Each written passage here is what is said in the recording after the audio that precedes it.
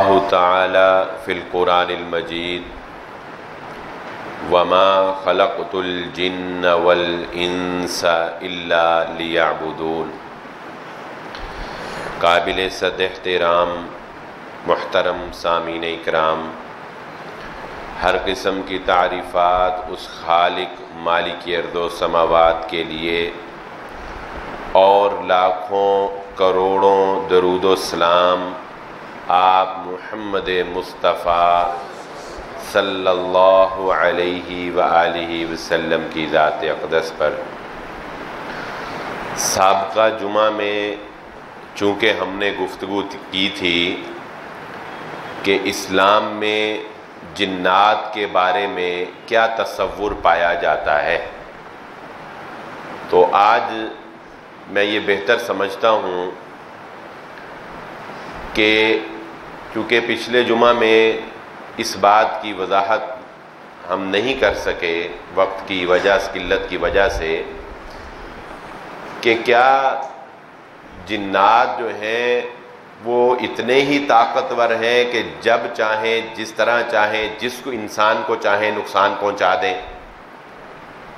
اور کیا جنات سے تحفظ کا کوئی طریقہ دین اسلام نے ہمیں سکھایا ہے، مسلمان اپنے آپ کو کس طرح ان شیاطین سے محفوظ رکھ سکتے ہیں۔ تو آج اس حوالے سے ایک گفتگو ہوگی، ایک ہماری گفتگو کا پہلو یہ ہوگا، ایک ہماری گفتگو کا پہلو یہ بھی ہوگا کہ اگر کسی کو خدا نہ خواستہ ایسا کوئی معاملہ پیش آ جاتا ہے جس کا ذکر ہم نے سابقہ جمعہ میں بھی کیا کہ جنات جو ہے وہ انسان کے جسم میں داخل ہو سکتے ہیں، اس بات پر علماء اکرام کا تقریباً اتفاق ہے، تو اس کے حل کے لیے پھر جو ہمارے معاشرے میں لوگ بیٹھے ہوئے ہیں یہ کام کرنے کے لیے، ان کا کردار کیا ہے، کیسے بندے کا ہمیں انتخاب کرنا چاہیے، کس طرح ہم انتخاب کریں، کس طرح ہم پہچانیں، کس کے پاس جائیں، اور کس طرح ہم ایک بہت بڑے فراڈ سے اور دھوکے باز جو لوگ بیٹھے ہوئے ہیں ان کا طریقہ کار کیا ہوتا ہے، اس کی بھی کچھ وضاحتیں انشاءاللہ کر دیں گے، کیونکہ بہت سے سادہ لو انسان جو ہیں وہ اس بات کو نہیں سمجھتے، اور اللہ تعالیٰ جزائے خیر عطا فرمائے، بہت سے احباب دوست نے اس بارے میں رہنمائی فرمائی۔ ہمارے مسجد کے نمازی بھائی طارق صاحب جو یہاں الحمدللہ ریگولر جمعہ پڑھتے ہیں، وہ بطور خاص تشریف لائے میرے پاس اور اس حوالے سے تبادلہ خیال کیا، کچھ انہوں نے اپنے تجربات جو ہے وہ سامنے رکھے، تو بہت سے لوگ اس بارے میں بہت سے تجربات رکھتے ہیں۔ تو سب سے پہلے گفتگو کا آغاز کرتے ہیں، یہ بات سمجھ لیجئے کہ لَقَدْ خَلَقْنَا الْإِنسَانَ فِي أَحْسَنِ تَقْوِيمٍ، اللہ تعالیٰ نے مخلوقات میں سے سب سے احسن، احسن کا مطلب یہ نہیں کہ سب سے خوبصورت، احسن کا مطلب یہ نہیں ہے کہ سب سے خوبصورت، احسن کا معنی سب سے اچھا، احسن کا معنی سب سے اچھا، سب سے بہترین۔ کیا مطلب؟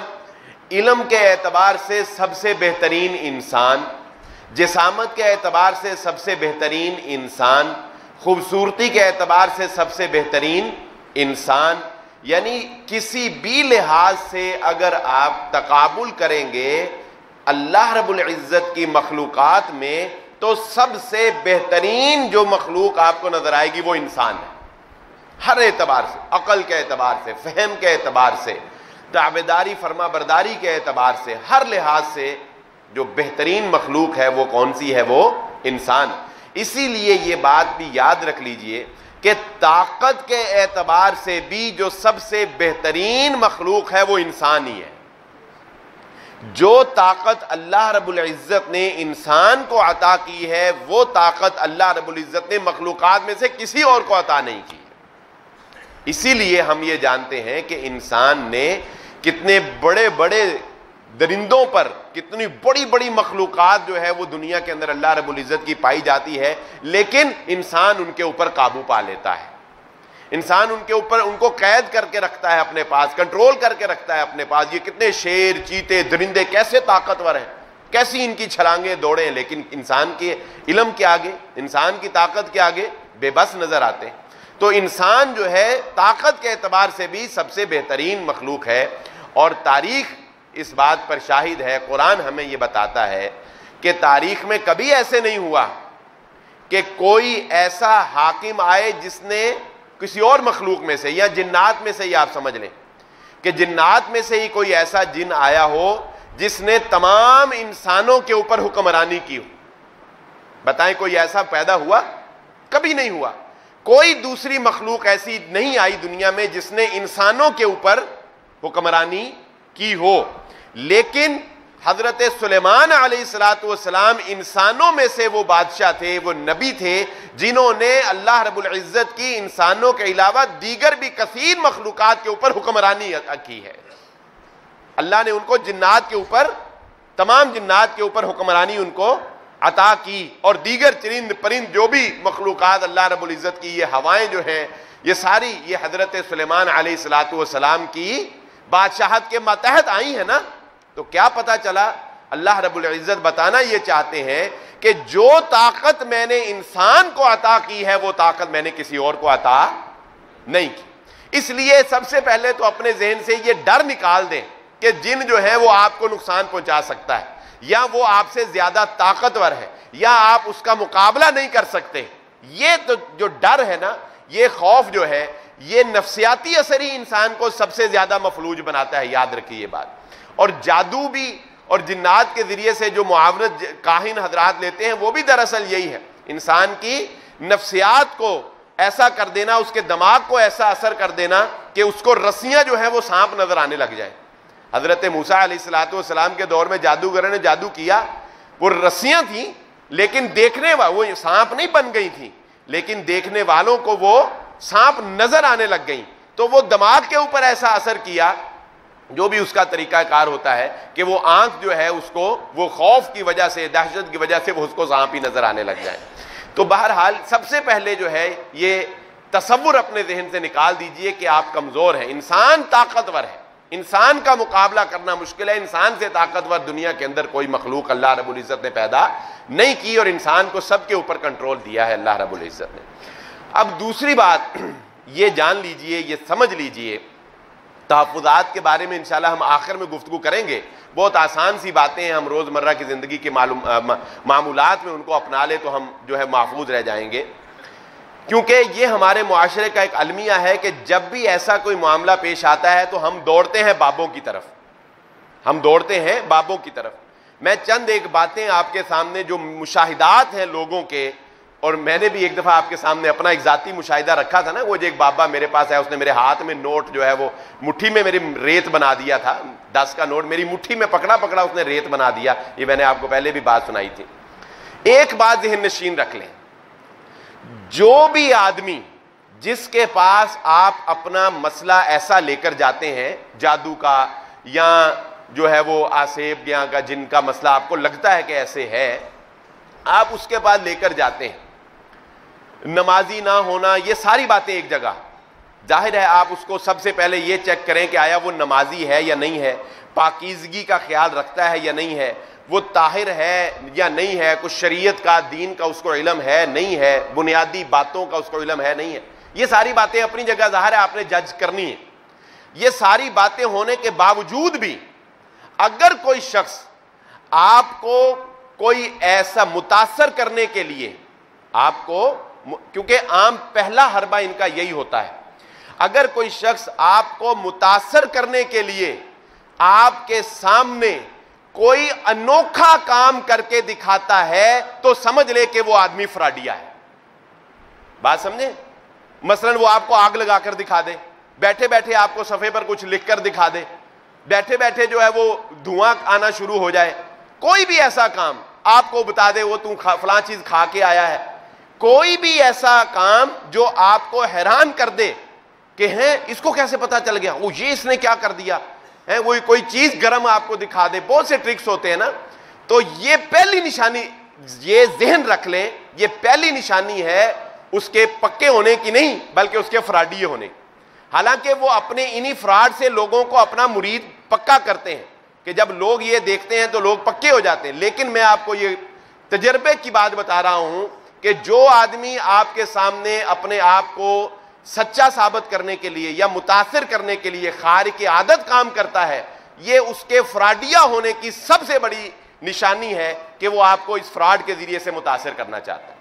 ہاں اگر کوئی اس نہیں کرتا، آپ کو ذکر و اذکار بتاتا ہے، آپ کو دم کرتا ہے، وہ ٹھیک ہے، وہ ایک الگ چیز ہے، لیکن اس میں بھی اس کا متقی اور پرہیزگار ہونا آپ ضرور چیک کریں، اور صحیح العقیدہ ہونا چیک کریں، شرک اس کا چیک نہ کریں۔ میں آپ کو 3 مثالیں جو ہیں وہ بتا دیتا ہوں، ہیں بھی تھوڑی مزاحیہ سی، لیکن یہ جاننا اس لیے ضروری ہے کہ آپ کو اندازہ ہوگا کہ یہ لوگ کس طرح سے فراڈ کرتے ہیں۔ میرا ایک قریبی دوست، انہوں نے یہ بات بتائی، شاید پتہ نہیں میں نے پہلے بیان کی یا نہیں، لیکن بہرحال وہ کہنے لگے کہ ان کا ایک ساتھی تھا، کام نہیں تھا چلتا، کراچی چلا گیا، وہاں وہ پیر بن گیا۔ کہتے مجھے کراچی جانے کا اتفاق ہوا، میں اس کے پاس گیا، میں نے اس کو دیکھا ریل پیل ہے پیسوں کی، میں نے اس کو پوچھا ہوا کیا ہے، کیسا کام تو نے کیا؟ اس نے کہا جی بس میں نے دیکھی، ابھی تجھے بتاتا ہوں کیسا کام کیا۔ ایک فون آیا، تجربہ اتنا ہو جاتا ہے کہ یہ بندے کو جج کر لیتے ہیں کہ یہ کتنا کو پیسے بھرے گا اور کتنا کو پھنسا ہوا ہے۔ وہ صاحب وہ کہتا ہے جس کے بارے میں ہمیں پتا ہو نا کہ یہ پھنسے گا نہیں، اسے کہتے ہیں تو سورہ یاسین پڑھ، چل تو سورہ فاتحہ پڑھ، چل تو یہ پڑھ۔ جس کا پتا ہوتا ہے نا کہ یہ عشق مشوقی میں پھنسا ہے، یا اس کی ساس اس کو تنگ کرتی ہے، یا یہ بہو کا مسئلہ ہے، اس کو کہتے ہیں تیرے پہ جنی ہے، تیرے پہ جادوئی ہے، وہ پھر ہمیں بلاتا ہے۔ خیر مختصر یہ بات لمبی نہ ہو، وہ کہتا ہے جی میرے سامنے ایک فون آیا، اس نے کہا جی آپ کے اوپر جنات کا اثر ہے، آپ کے گھر میں جن ہے اور آپ کے گھر آ کے توڑ کرنا پڑے گا۔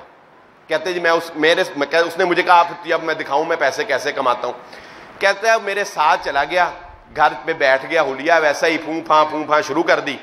کہنے لگا جی ایک نا 1.5 لیٹر کی بوتل، پانی کی بوتل لے کے آؤ۔ پانی کی بوتل 1.5 لیٹر کی وہ لائے، اس نے اس کو ہلایا پھونک مار کے سارا پانی جو ہے وہ گرا دیا۔ اور اس کے بعد اس کو پتا تھا، تو بعد میں اس نے بتایا، اس کے پاس ایک اتنا چھوٹا سا کیمیکل تھا، وہ کیمیکل ٹرک دیکھے بغیر ایسے ہاتھ میں پکڑا، وہ اس نے اس بوتل کے اندر پھینک دیا اور اوپر سے ڈھکنا بند کر کے پھونکے مار کے اس کو ہلانا شروع کر دیا۔ اس کیمیکل کا کمال یہ تھا کہ جب اس کو پانی ٹچ کرتا ہے نا اس کیمیکل کو، تو وہ دھواں بنانا شروع کر دیتا تھا۔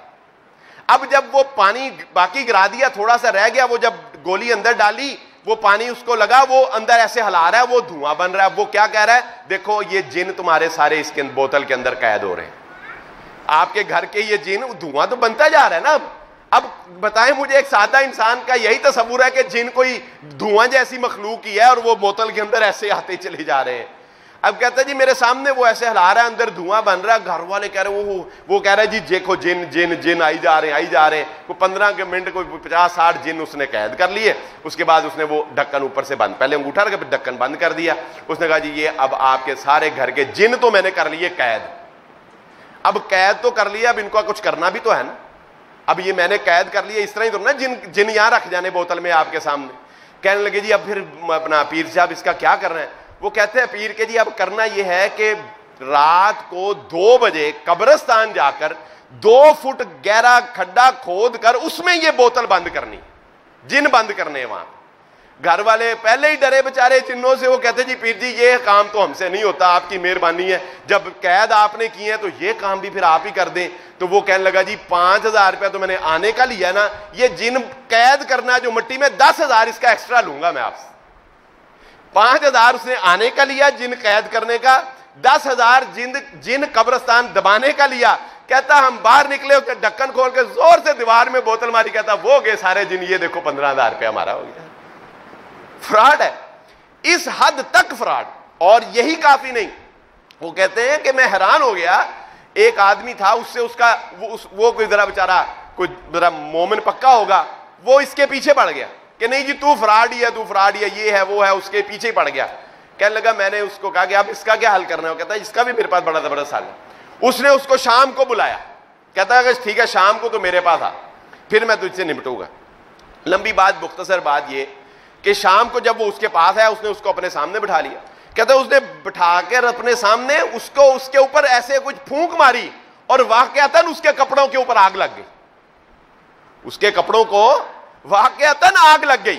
میں بھی کہ وہ جو بیان کر رہا مجھے، وہ کہتا میں بھی حیران ہو گیا، وہ کپڑوں کو آگ ہی لگ گئی، واقعی یار۔ اب آپ بتائیں کوئی آپ کے کپڑوں کو سامنے بیٹھا آگ لگا دے، آپ تو پاؤں پڑ جائیں گے اس کے۔ یہ تو پکا ہی واقعی اس کے پاس کوئی جن ہی آ گیا. خیر وہ ڈر اس نے وہ تو بابا جی کرے ہاتھ جوڑے, کہتا اسی ٹائم ساری اس کی وہ ایمانیات جو ہیں وہ اس کی توحید ساری نکل گئی. وہ کہتا جی بابا جی معاف کر دو, منو آگ نہ لا دینا. خیر کہتا چلا گیا. جب وہ گیا تو میں نے کہا یہ کیا ڈرامہ ہے جی؟ وہ کہنے لگا کہ میں نے منہ میں ایک تیزاب, گندک کا تیزاب جو ہے وہ میں نے اس کی ایک گولی جو ہے وہ خاص کیمیکل وہ منہ میں رکھا ہوا تھا. اس کی خاصیت یہ ہے جتنی دیر تک وہ گیلا رہتا ہے اس کو آگ نہیں لگتی, جب وہ خشک ہوتا ہے اسی وقت اس کو آگ لگ جاتی. کہتا جب میں نے ایسے پھونک ماری میں نے وہ چھوٹی سی گولی اس کے اوپر پھینک دی تھی, اس کو پتہ نہیں لگا. کہتا وہ جب اس کے کپڑوں پہ جتنی دیر وہ تھوک سے گیلی رہی, جب وہ خشک ہوئی ساتھ ہی اس کے کپڑوں کو آگ لگ گئی. اندازہ لگا سکتے ہیں آپ, فراڈ کا اندازہ لگائیں, یعنی اس حد تک فراڈ. اب ایمان تو یہ اسی وقت بندہ کا جو ہے وہ کھو جاتا ہے, بڑے سے بڑا جو ہے وہ متذبذب اور اسی وقت اس کے پاؤں ڈول جائیں گے, آگ جا لگ جائے انسان کے کپڑوں کو. تو یہ اس لیے یہ بات میں نے آپ کو سب سے پہلے یہ بات بتائی, جو آدمی آپ کے سامنے ایسے معجزات, اللہ معاف فرمائے معجزات تو نہیں کرامتیں کہنا چاہیے ان کی, جو ایسی کرامتیں آپ کو کر کے دکھائے نا, خارق عادت کام کر کے دکھائے الٹے سیدھے, سب سے پہلے یہ سمجھ لیں کہ یہ بندہ ڈر کے بے شک وہاں سے بھاگ جائے لیکن یہ پکا مان لیں کہ یہ ہے فراڈیا, اس کے پاس کچھ نہیں. طارق صاحب نے مجھے جو بات سنائی سن کے رونگٹے کھڑے ہو جائیں آپ کے. عام طور پہ آپ نے دیکھا ہوگا ہمارے گھروں میں ساس اور بہو کی لڑائی ایک کامن سی بات, عورتوں کی آپس میں لڑائیاں کامن سی بات, اور ان درباروں پہ ان فراڈیوں کا کام بھی عورتوں کی وجہ سے زیادہ چل رہا ہے. اچھا عام طور پہ آپ یہ دیکھیں گے, یہ سنتے بھی ہوں گے کہ فلانے نے فلاں کو تعویذ پہنائے, اس تعویذوں سے وہ بیچارہ بستر پر ہی لیٹ گیا. اسی طرح انہوں نے بات بتائی کہ ایک خاتون نے اپنی ساس کو تعویذ جو ہے وہ شاید پانی میں اس کو ڈپ کر کے گھول کے وہ اس کو پلا دیے. اس تعویذ کے پینے کے 2 سال تک اس کی ساس جو ہے وہ چارپائی پر ہی پڑی رہی, مفلوج ہو گئی بیچاری 2 سال تک. اب آپ اندازہ لگائیں ذرا شیطان کے حملوں کا. اب وہ جس نے پلائے اس کا تو یقین پکا ہو گیا نا کہ ان تعویذوں میں کچھ لکھا ہی ایسا تھا کہ اس لکھے کی وجہ سے میری ساس جو ہے وہ اور جس کو اس نے یہ بات بتائی ہوگی کہ دیکھو میں نے فلاں بابے سے تعویذ کروائے, تعویذ پلاتے ہی میری ساس جو ہے وہ چارپائی پہ پڑ گئی, بتائیں اس بابے کی تو وارے نیارے ہو گئے کہ نہیں ہو گئے. اور بظاہر میں اور آپ ہمیں جب تک ٹرکس کے اندر کا علم نہ ہو ہم کیا سوچیں گے؟ ایک سطحی سی سوچ رکھنے والا شخص یہی سوچے گا نا کہ یار تعویذ میں پتہ نہیں ایسا کوئی منتر ہی لکھا تھا, ایسا کوئی منتر لکھا تھا کہ جس کے وہ اتنا اثر ہوا اور وہ شیطان جو ہے وہ اس پہ اس کو بیماری کر دیا اس نے.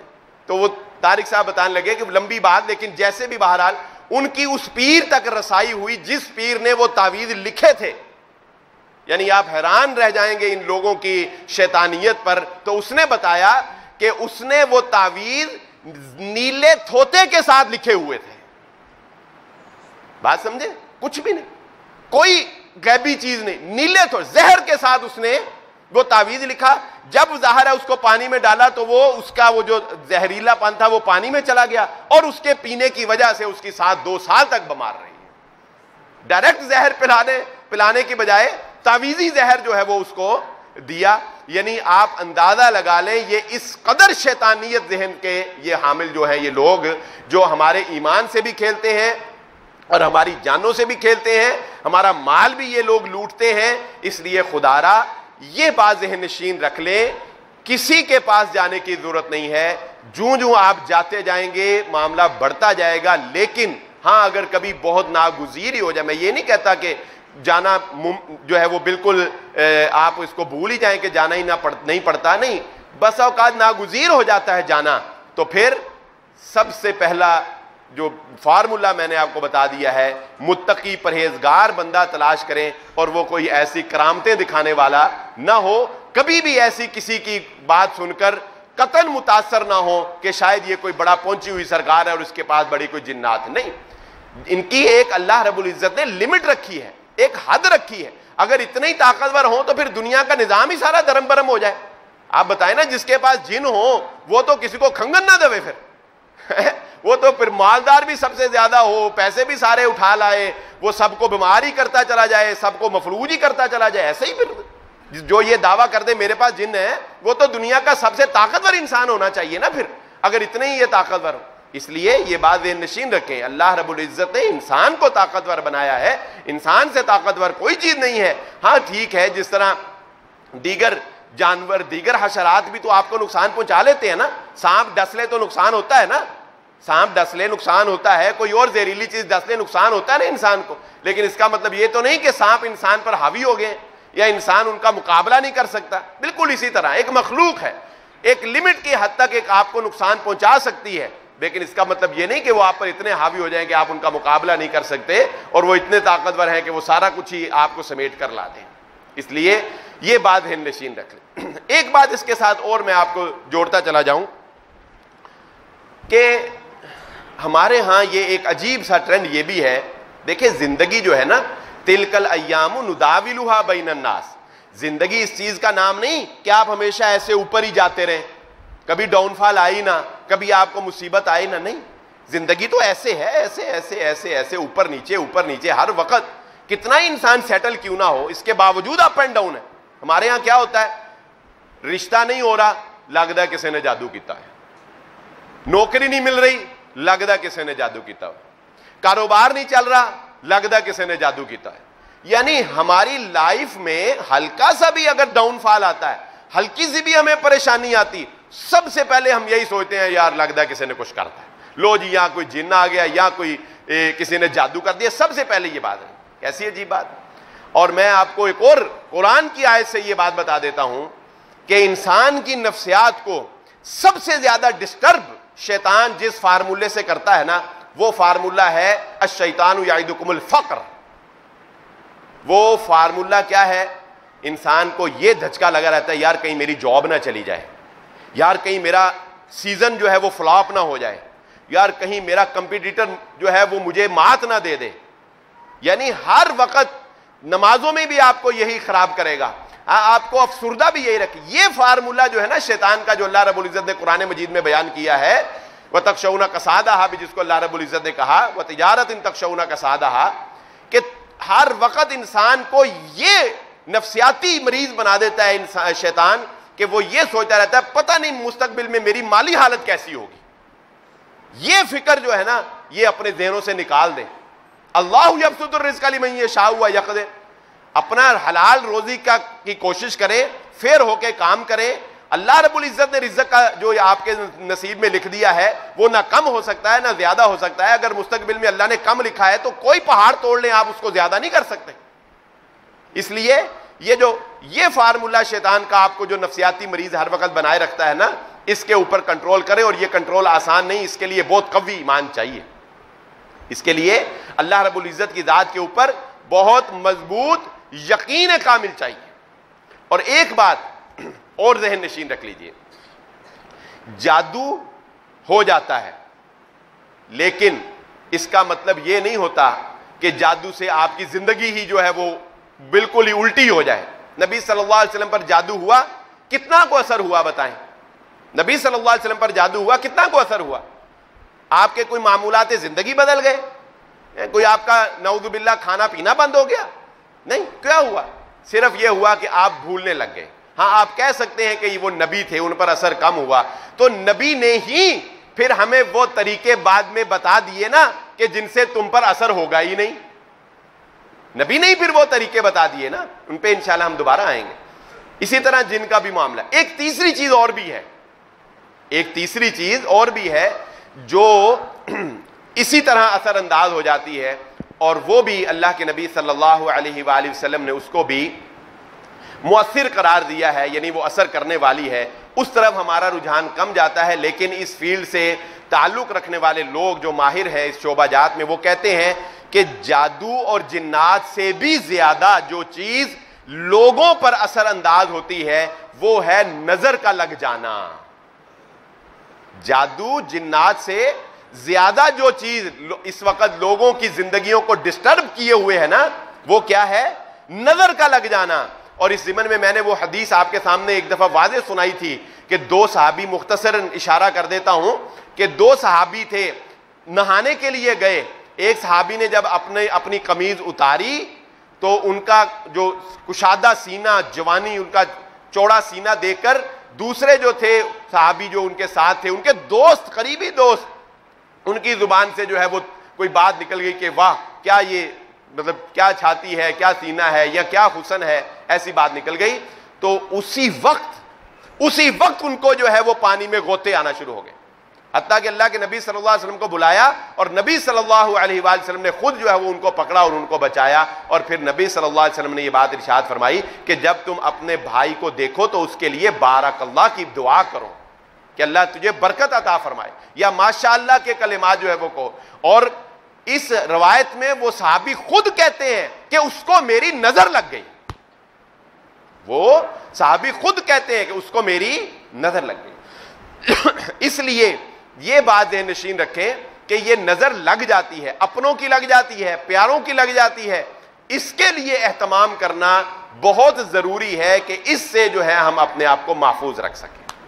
اب آئیے ان تینوں باتوں کی مختصر وضاحت جو ہے وہ ہمارے سامنے ہوگی. اب آئیے اب ہم آتے ہیں عملی زندگی کی طرف کہ آخر ہمیں کرنا کیا چاہیے، آخر ہمیں کرنا کیا ہے. ان جعلی ہتھ کنڈوں کو وہی لوگ استعمال کرتے ہیں، یاد رکھیے، جو اپنی زندگی میں خود عمل نہیں کرنا چاہتے. میرے استاد محترم شیخ مولانا نجیب اللہ طارق صاحب حفظہ اللہ تعالی، میں نے ان کی یہ بات آپ کو ایک دفعہ شاید پہلے بھی سنائی کہ وہ کہا کرتے ہیں کہ ہماری قوم کا کچھ مزاج ایسا ہے کہ اگر ان کو یہ کہا جائے نا کہ تم فلاں مسئلہ ہے، تم رات کو تہجد کے وقت اٹھنا اور اٹھ کر 2 نفل ادا کرنا تمہارا کام ہو جائے گا، تو وہ کہتے ہیں کہ یہ 2 نفل ادا کرنا ان کے لیے مشکل ہے.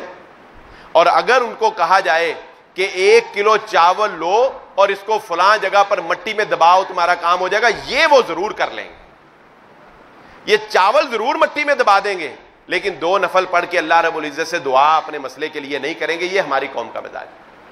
سب سے پہلے اپنا، اگر آپ ان شیطانی حملوں سے بچنا چاہتے ہیں، نظر سے بچنا چاہتے ہیں، جادو سے بچنا چاہتے ہیں، شیطان کے حملے سے بچنا چاہتے ہیں، سب سے پہلے جو چیز ضروری ہے وہ ہے 5 وقت کی نماز کی پابندی کرنا.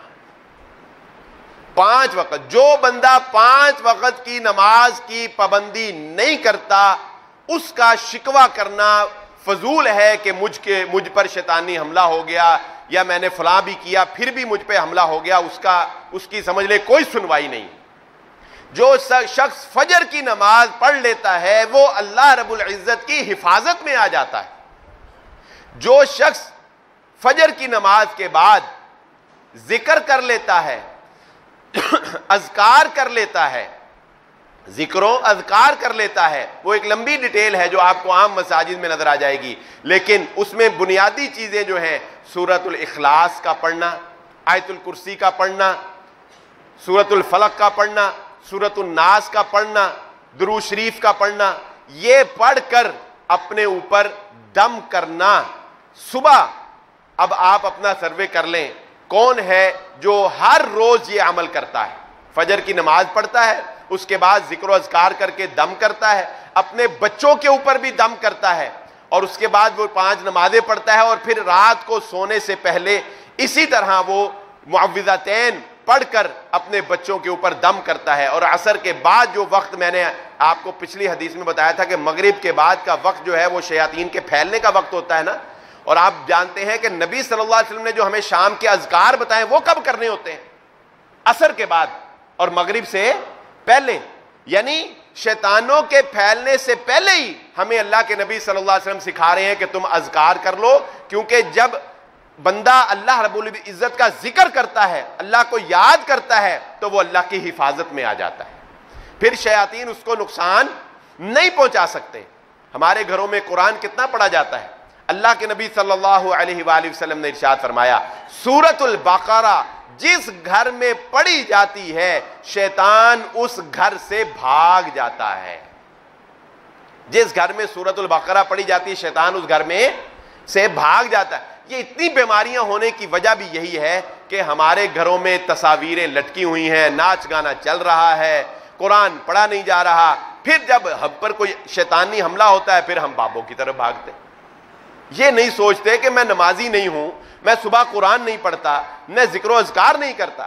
بسم اللہ الذی لا یضرہ مع اسمہ شیء فی الارض ولا فی السماء وہو السمیع العلیم، کتنی کو لمبی دعا ہے، ایک چھوٹی سی دعا ہے۔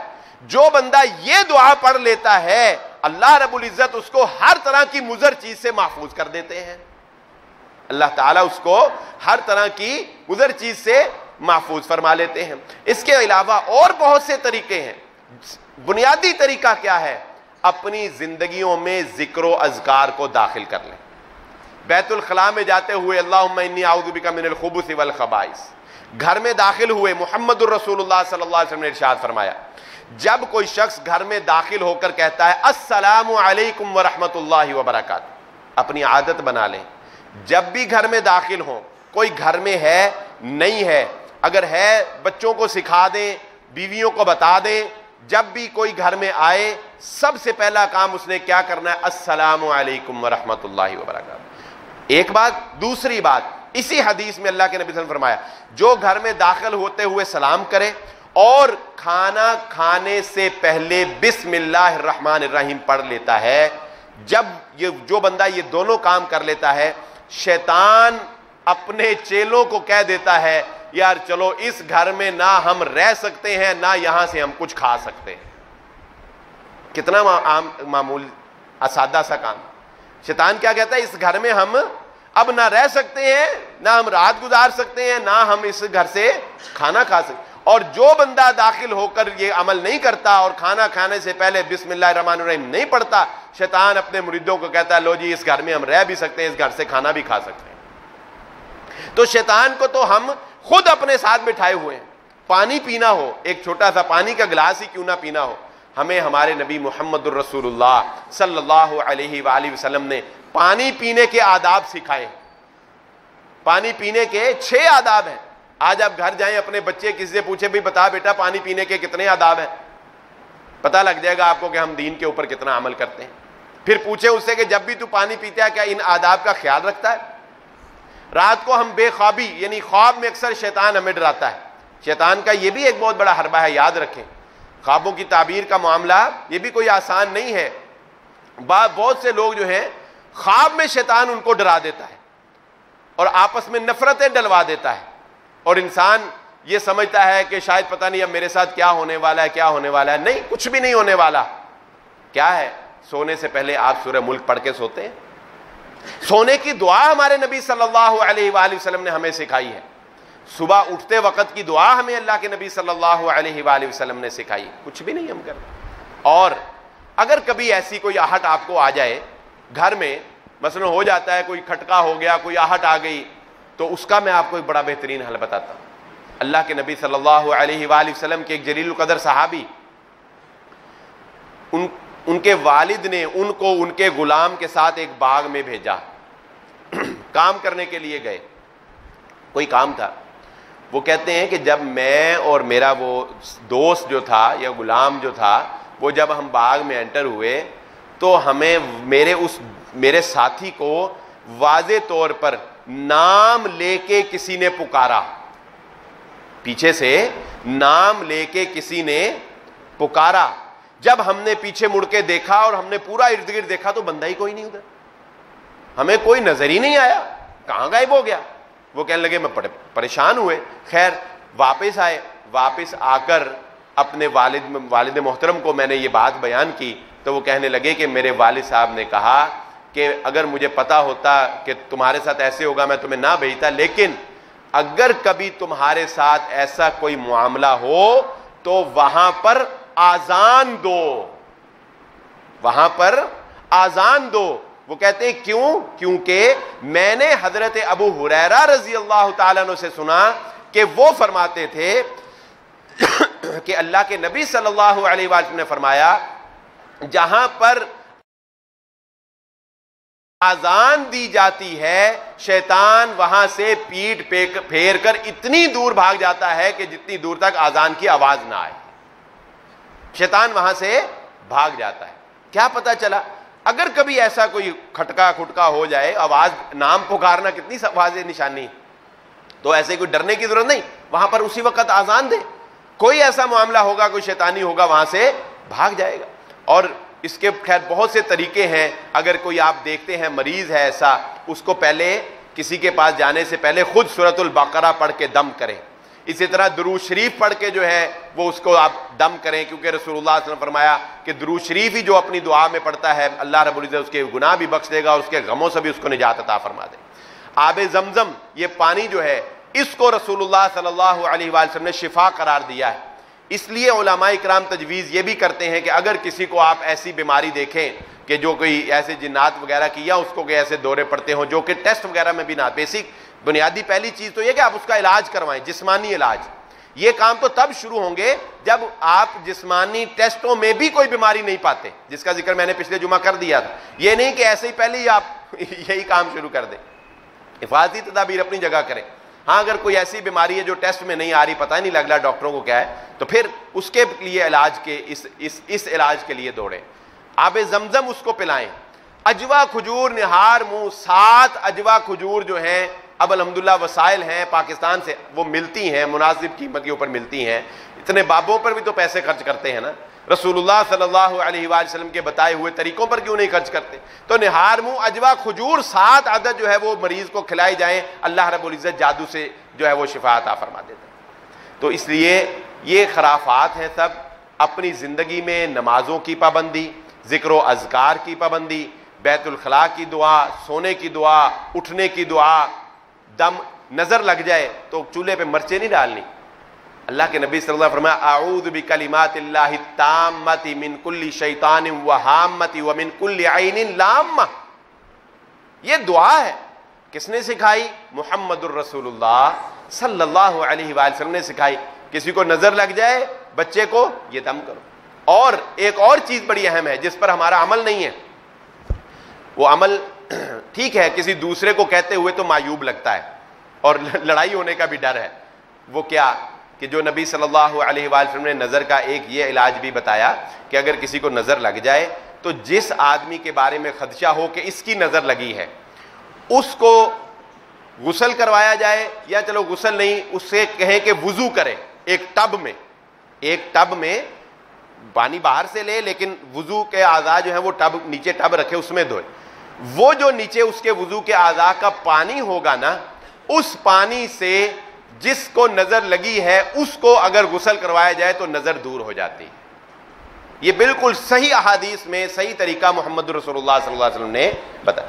ٹھیک ہے اگر آپ کو کسی ایسے آدمی پر خدشہ ہے کہ جس سے اگر آپ یہ بات کہیں گے تو لاڑی پڑے گا آپ سے، کہ میری نظر ہی لگنی سی انہوں ہے، ایڈا تینوں پتہ لگ گیا، تو ٹھیک ہے نہ کریں، لیکن اپنا پانی، ماں باپ کی نظر بھی تو لگ سکتی ہے نا اولاد کو، بھائی کی نظر لگ سکتی ہے بھائی کو، بہن کی نظر، بہنیں بہت پیار کرتی ہیں بھائیوں سے، بہن کی نظر لگ سکتی ہے بھائی کو۔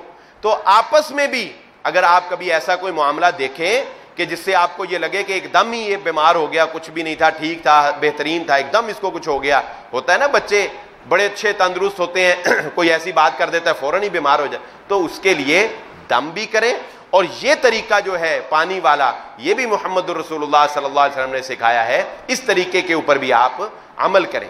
اپنی زندگیوں میں وہ طریقے اپنائیں جو ہمیں ہمارے دین نے، ہمارے نبی محمد الرسول اللہ صلی اللہ علیہ وآلہ وسلم نے سکھائے ہیں۔ اللہ رب العزت سے دعا ہے اللہ مجھے آپ کو جو کہا جو سنا سمجھ کر عمل کرنے کی توفیق عطا فرمائے۔ وما علیہ الا البلاغ۔